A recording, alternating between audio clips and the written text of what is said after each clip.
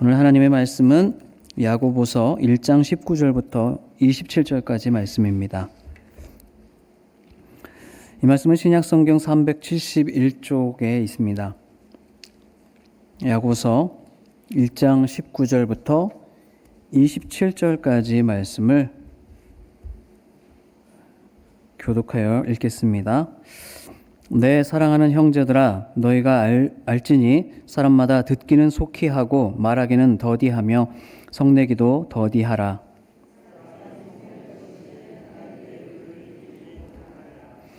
그러므로 모든 더러운 것과 넘치는 악을 내버리고 너희 영혼을 능히 구원할 바 마음에 심어진 말씀을 온유함으로 받으라.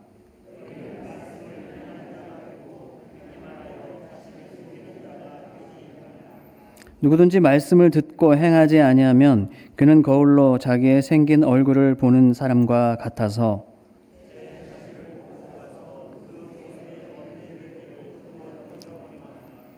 자유롭게 하는 온전한 율법을 들여다보고 있는 자는 듣고 잊어버리는 자가 아니요 실천하는 자니 이 사람은 그 행하는 일에 복을 받으리라.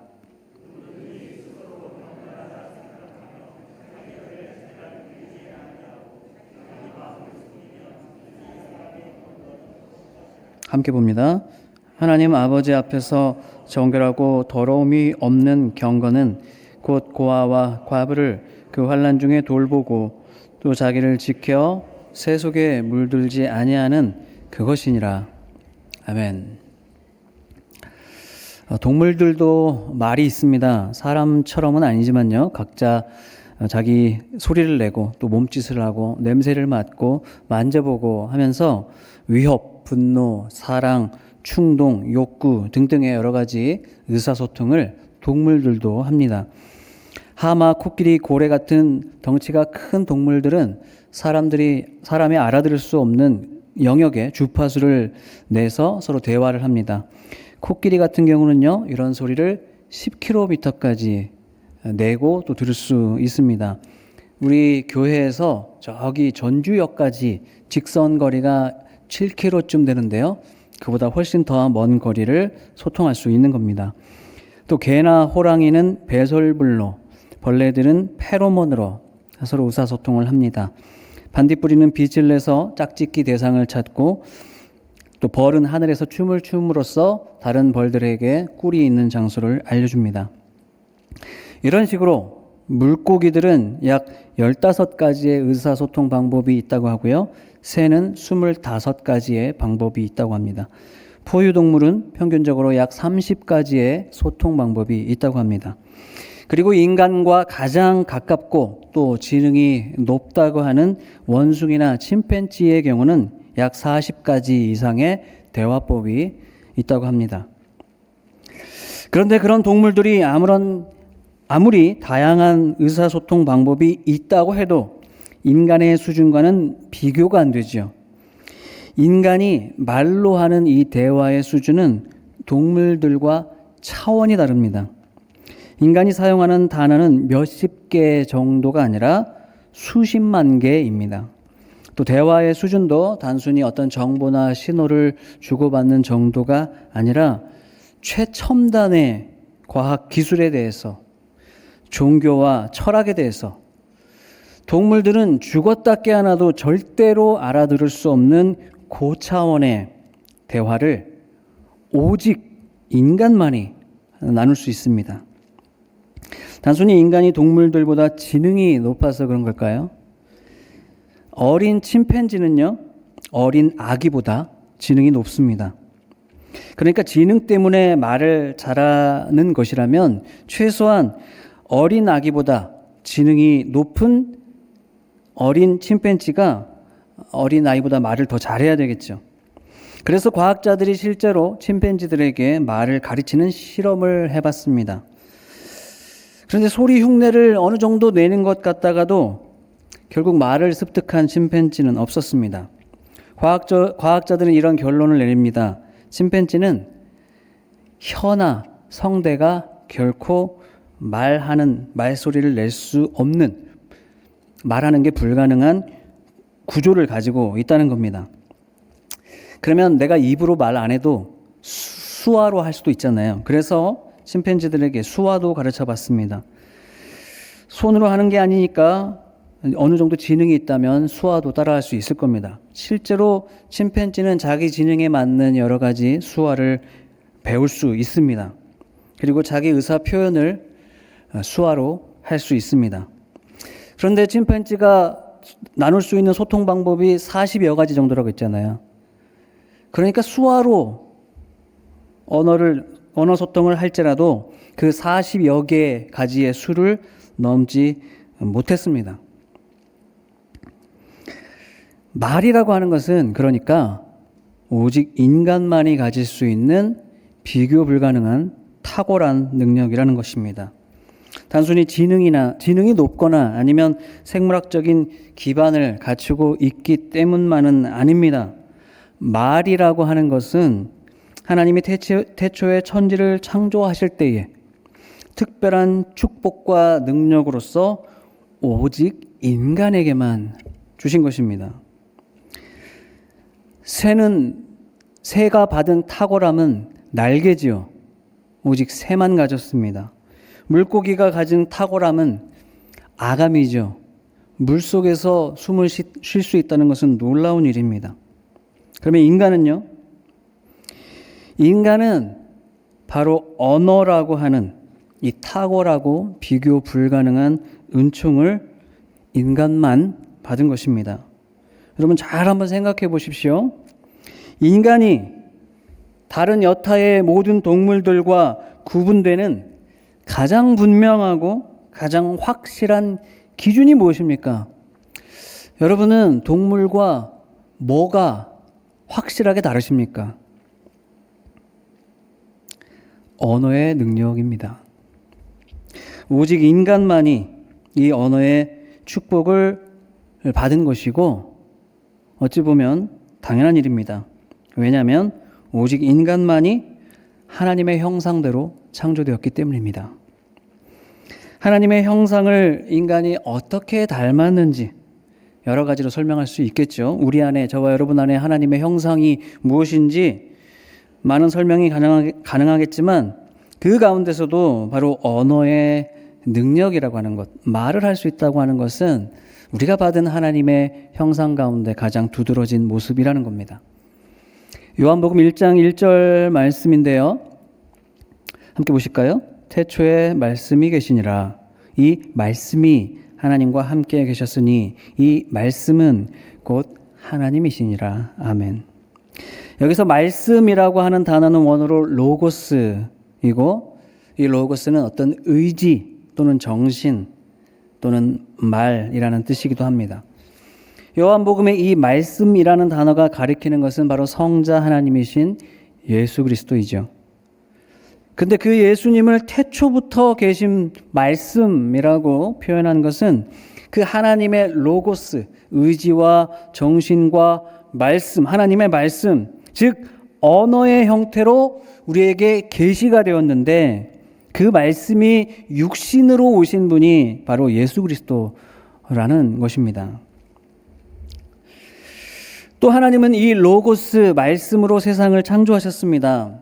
하나님의 말씀에는 너무나 큰 능력이 있어 말씀만 했더니 빛이 있었고 만물이 있으라 했더니 만물이 생겨났습니다. 하나님만 그런 것이 아니라 예수님의 하신 말씀에도 이렇게 자연을 다스리는 능력이 있었죠.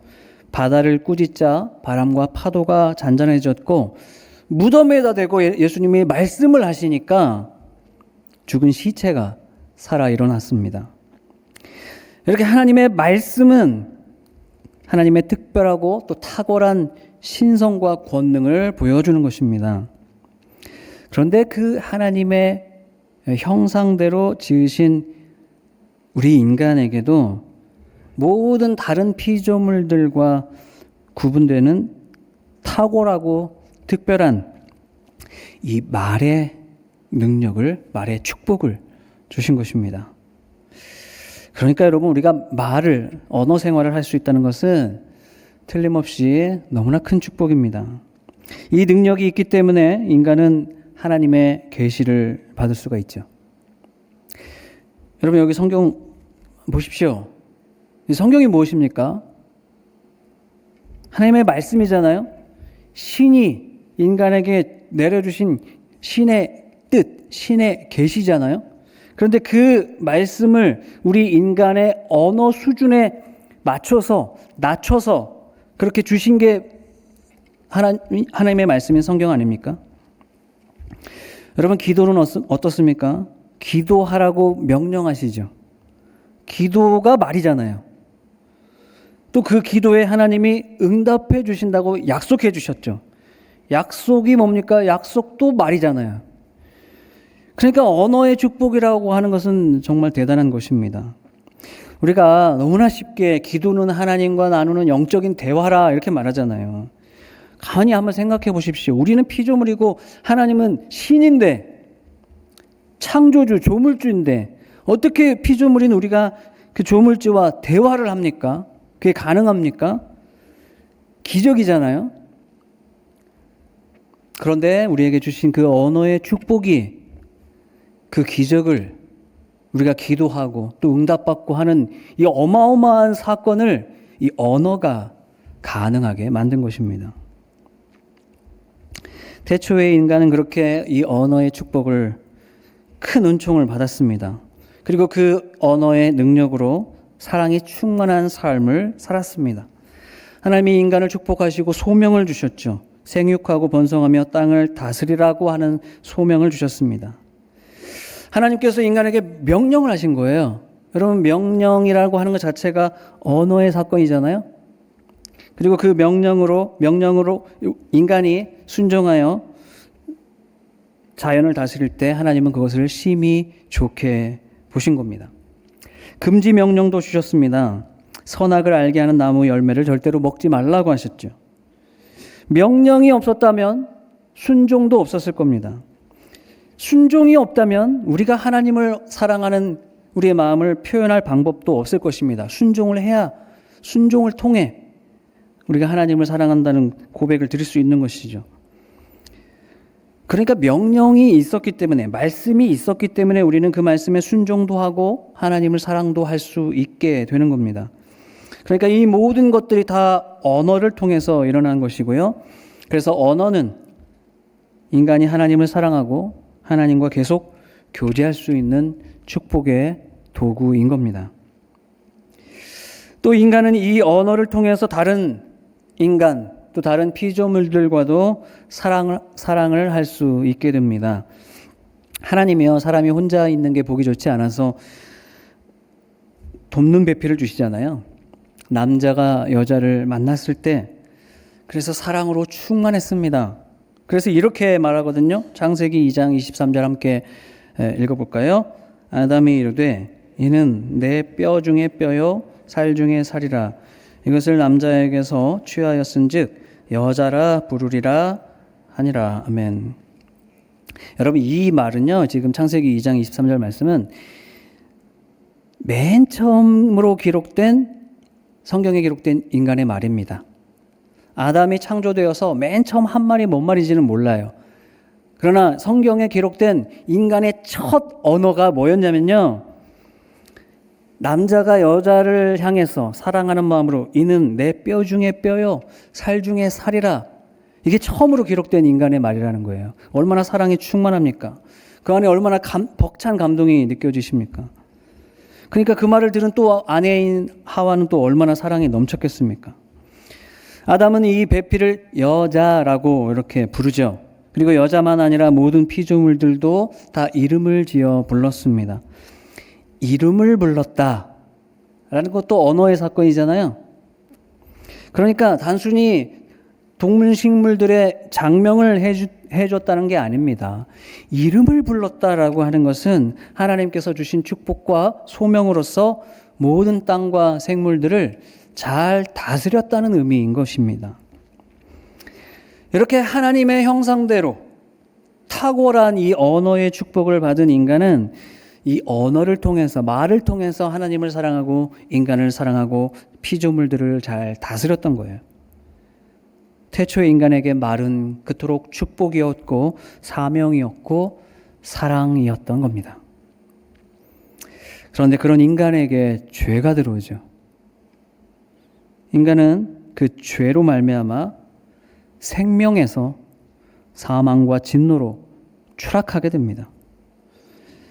하나님의 형상으로 창조되었는데 그 형상이 죄로 인해 일그러지니까 그 형상 따라 받았던 탁월한 축복이었던 이 언어도 덩달아 왜곡되게 됩니다.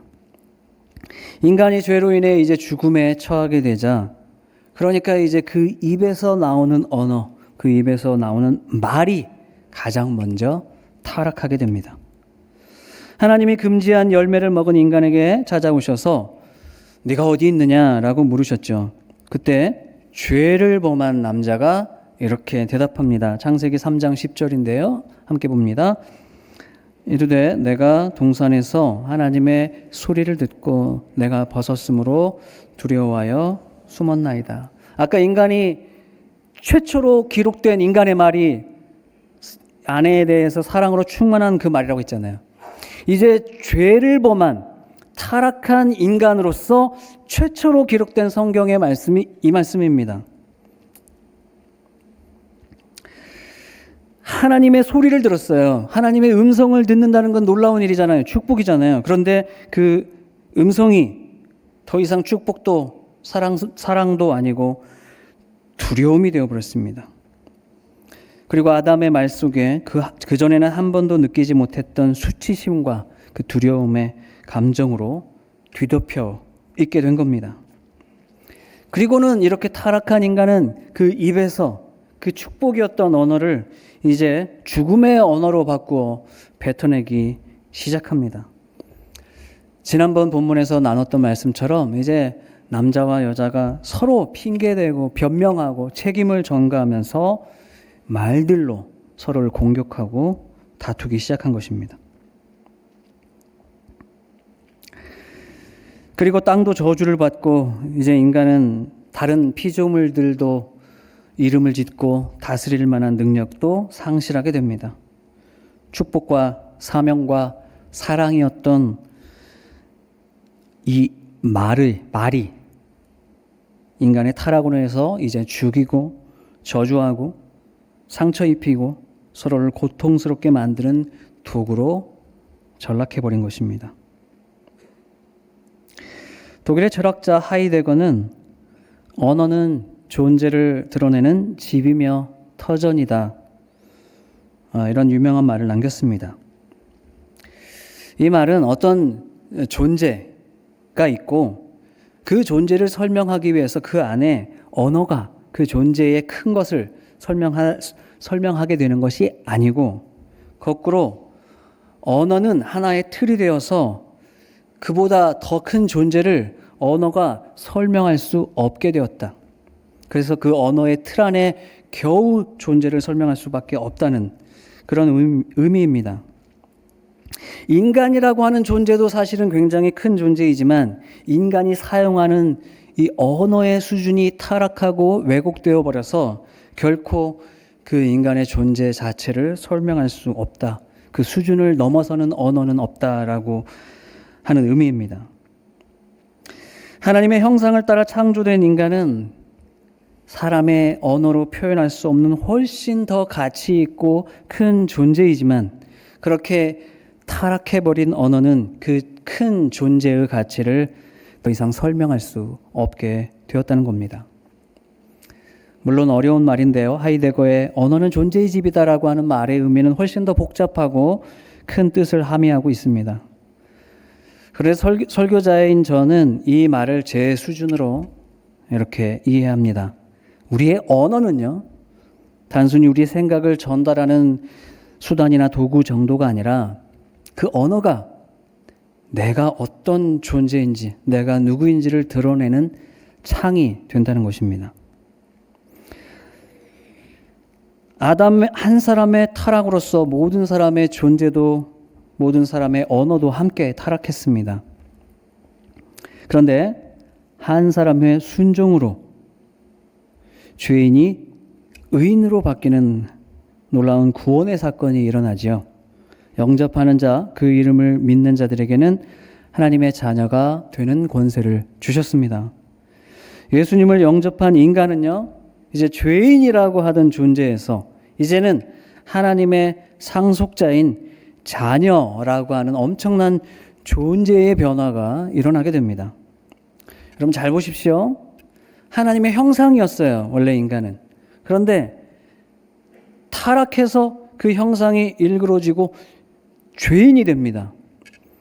그러면 우리의 구원은 죄인에서 다시 하나님의 형상으로 돌아가는 것 같잖아요. 그런데 하나님의 구원은 죄인이 하나님의 형상으로 변화된 정도가 아니라 하나님의 형상을 넘어 하나님의 상속자인 자녀가 되는 것입니다. 그러니까 우리는 이전보다 훨씬 더 나은 존재가 된 것이고 그것이 구원인 것입니다. 그리고 하나님의 은혜의 경륜이고 놀라운 축복인 것이죠. 자, 그런데요. 여기까지 다 잘 아시죠? 우리가 그렇게 은혜로 구원받았다는 것을. 그런데 큰 문제가 저와 여러분에게, 구원받은 저와 여러분에게 지금 남아있는 거예요. 그것은 성도는 이토록 놀라운 존재의 변화가 일어났지만 우리의 이 말의 습관은 여전히 예전 모습으로 남아있다는 겁니다. 언어는 존재를 설명하게 되는데 우리 언어의 수준이 과거에 머물러 있어서 그래서 새롭게 변화된 우리의 이 존재, 하나님의 상속자인 자녀가 된 이 존재를 우리의 언어가 따라오지 못한다는 것입니다. 사도 바울이요, 바로 그 점을 인식하고 에베소 교회 성도들 향해서 이렇게 권면했었거든요. 잘 아시는 말씀인데 한번 잘 읽어보십시오. 함께 에베소서 4장 22절부터 25절까지 말씀을 함께 보겠습니다. 너희는 유혹의 욕심을 따라 썩어져가는 구습을 따르는 옛사람을 벗어버리고 오직 너희의 심령이 새롭게 되어 하나님을 따라 의와 진리의 거룩함으로 지으심을 받은 새 사람을 입으라. 그런즉 거짓을 버리고 각각 그 이웃과 더불어 참된 것을 말하라. 아멘. 네. 자, 옛 사람을 벗고 새 사람을 입으라는 말씀 너무나 잘 아시죠? 옛사람을 벗어버리고 오직 너희의 심령이 새롭게 되어 하나님을 따라 의와 진리의 거룩함으로 지으심을 받은 새 사람을 입으라 라고 사도 바울이 권면합니다. 그런데 새 사람을 입는다는 게 뭡니까? 새 사람을 입는다는 게 뭐죠? 구체적으로? 사도 바울이 말한 옛사람을 버리고 새 사람을 입으라 라고 할 때 그 새 사람이 말하는 그 구체적인 모습이 무엇입니까? 우리가 잘 읽지 않는 아까 그 말씀에 25절이 분명히 말씀하거든요. 그런즉 거짓말을 하지 말고 그 이웃과 더불어 참된 것을 말하라. 그러니까 새 사람을 입는다는 것은 새 사람다운 말을 하라라는 것입니다. 말을 새 사람답게 하라는 것입니다.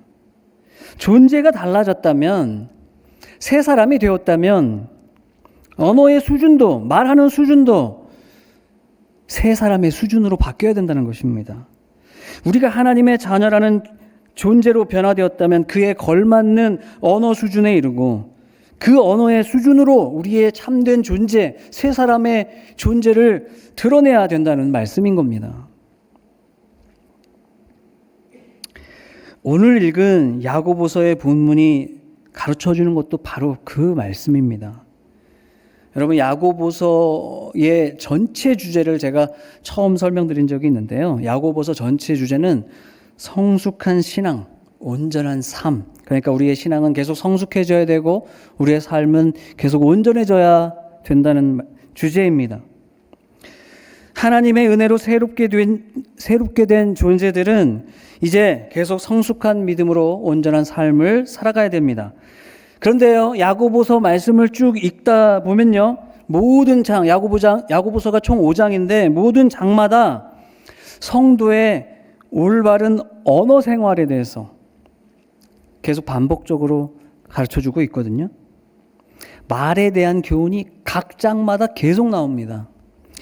왜냐하면 바른 언어 생활이, 새 사람을 입은 사람들이 올바른 말을 하는 것이, 그것이 우리의 성숙한 신앙 그리고 온전한 삶과 깊이 연결되어 있기 때문입니다. 그러니까 교회와 성도의, 저와 여러분의 언어의 수준이, 말하는 수준이 저와 여러분의 존재의 수준을 드러낸다는 것입니다. 그리고요, 오늘 우리가 읽었던 말씀에서 그럼 어떻게 해야 우리는 바른 말을 할 수 있는가? 말에 대한 교훈을 한마디로 요약하자면 듣기는 속히 하고 말하기는 더디하라 라는 것입니다. 19절 말씀 한번 다시 보실까요? 내 사랑하는 형제들아, 너희가 알지니 사람마다 듣기는 속히 하고 말하기는 더디하며 성내기도 더디하라. 아멘. 속히 듣고, 그러니까 듣는데 빠르고 말하는데 더딘 것이, 그것이 성숙하고 경건한 사람의 언어 수준이라는 것입니다. 먼저 듣기를 속히 하라고 하는 것은요, 듣는 걸 속히 한다. 이 소리를 잘 들으라는 게 아니잖아요. 듣고 순종하기에 바쁘라는 말씀입니다. 엄마가 아이에게 야, 말 좀 들어라 라고 하면 말 듣고 있어. 이렇게 말소리를 듣는 게 그게 엄마 뜻이 아니잖아요. 엄마가 말한 대로 행동하라는 거지 않습니까?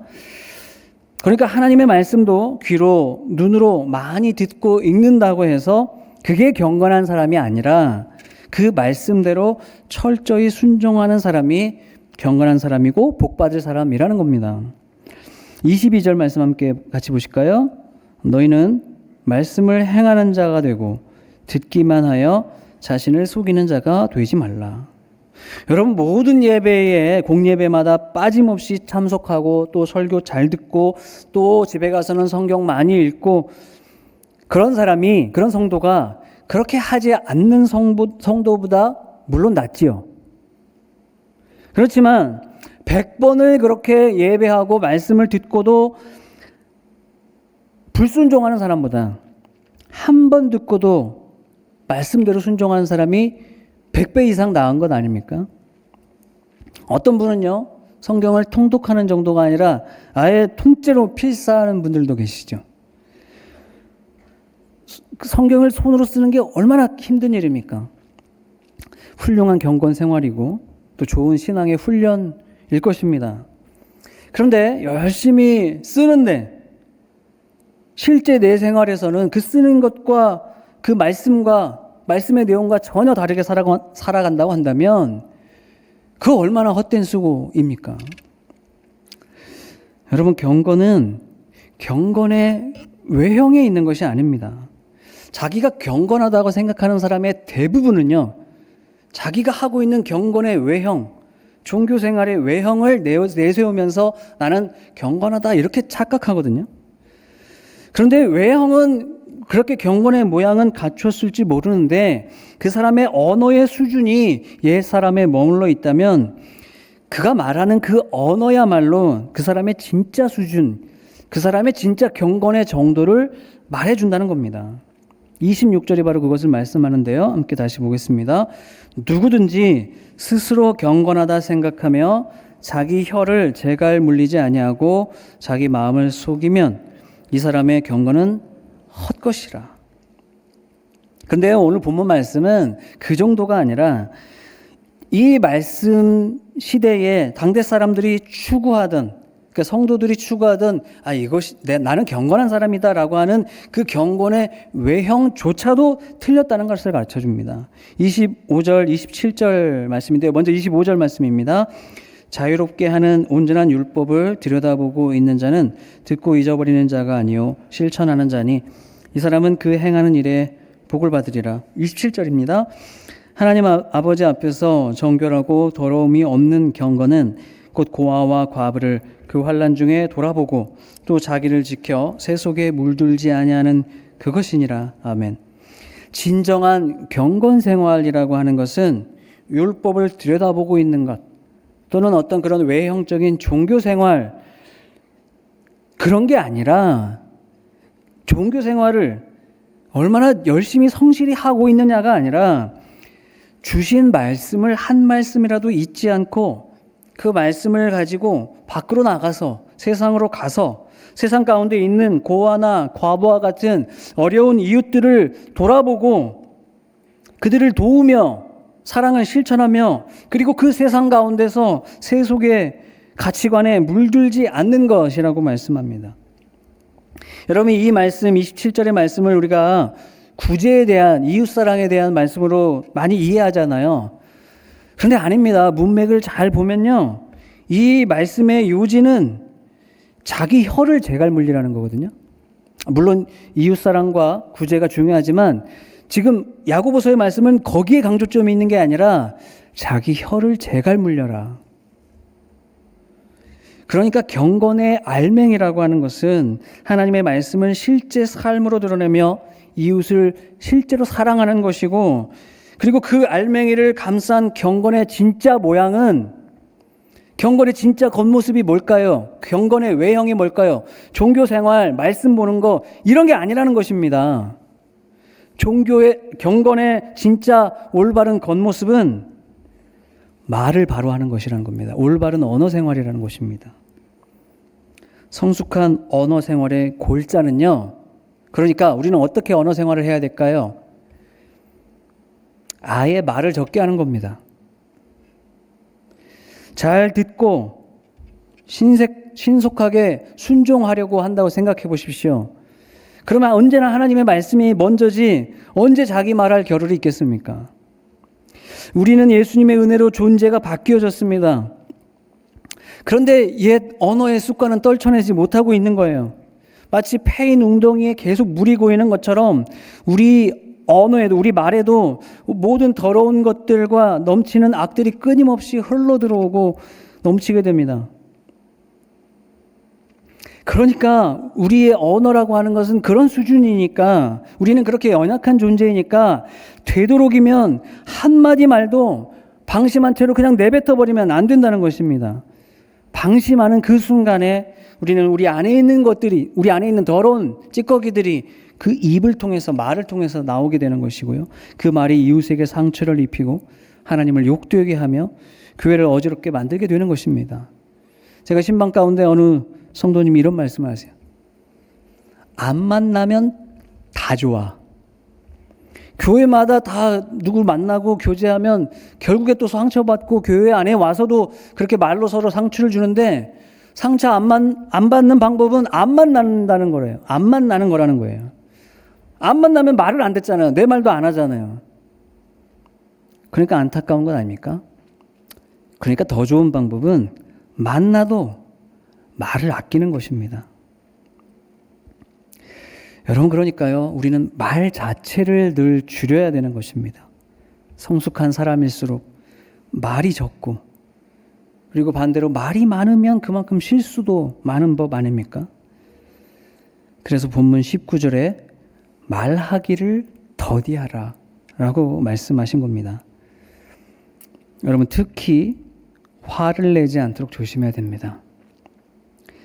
말 자체도 우리는 적게 하고 더디해야 되지만 특히 성내기를 더디하라고 말씀하시거든요. 20절 말씀 한번 다시 보실까요? 함께 봅니다. 사람이 성내는 것이 하나님의 의를 이루지 못함이라. 아멘. 화를 내는 것은, 성을 내는 것은 하나님의 의를 이루지 못한다고 말씀합니다.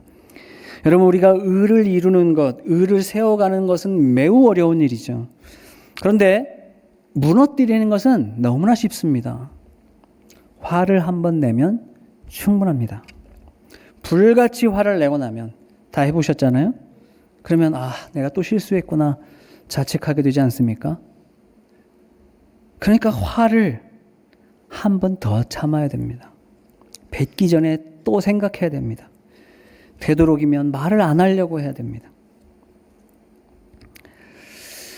또 거짓말을 해서는 안 됩니다. 바울은요, 새 사람을 입는다는 것은 이웃에게 거짓말을 하지 않는 것, 그리고 대신 참된 말을 하는 것이라고 했습니다. 여러분, 거짓말을 왜 합니까? 거짓말을 하는 이유는 대개 내 탐심과 내 이권을 채우기 위해서 하는 거잖아요. 그러니까 작은 거짓말도 하면 안 됩니다. 그 작은 거짓말이라고 말하는 것도 결국 나를 위한 것이잖아요. 여러분, 거짓말은 십계명에서도 금지한 대표적인 죄악입니다. 여러분, 그러니까요, 화를 내는 것이나 거짓말을 하는 것이나 결국에는 최대한 말을 적게 하는 것이, 그 방법 말고는 이런 실수를 줄일 다른 방도는 없는 것입니다. 필요한 말을 최소한으로 하고, 그리고 입으로 뱉어내기 전에 한 번 더 심사숙고해야 되는 것입니다. 대신에 우리는 듣기를 속히 해야 됩니다. 그런 말이 있잖아요. 입은 하나지만 귀가 두 개인 이유는 듣는 것을 두 배로 하라는 의미이지 않습니까? 먼저는 하나님의 말씀을 잘 들어야 됩니다. 더러운 것과 우리 안에 탐심을 계속 비우고 오직 말씀으로 우리 안을 더 채우고 담아야 됩니다. 하나님의 말씀 듣기에 속히 할수록, 그래서 내 말할 시간은 줄어들게 되는 겁니다. 그리고 듣고서는 끝나는 것이 아니라 즉각 순종해야 됩니다. 순종하기에 바쁜 사람이 언제 말할 겨를이 있겠습니까? 사랑하는 여러분, 이렇게 듣기는 속히 하고 말하기는 더디할 때 우리의 언어 수준은 우리의 변화된 진짜 존재, 새 사람의 존재를 마침내 드러내는 수준에 이르게 될 것입니다. 그렇게 아끼고 아껴서 뱉어내는 한마디는 하나님을 사랑하고 이웃을 사랑하고 또 이 피조물을 사랑하는 생명의 언어가 될 것입니다. 아무쪼록 저와 여러분 모두가 이렇게 새 사람을 입은 성숙한 언어 생활을 하시는 온전한 성도가 되셔서 하나님의 의를 이루고 행하는 일마다 약속의 복을 받아 누리시는 저와 여러분 모두가 되시기를 간절히 바랍니다.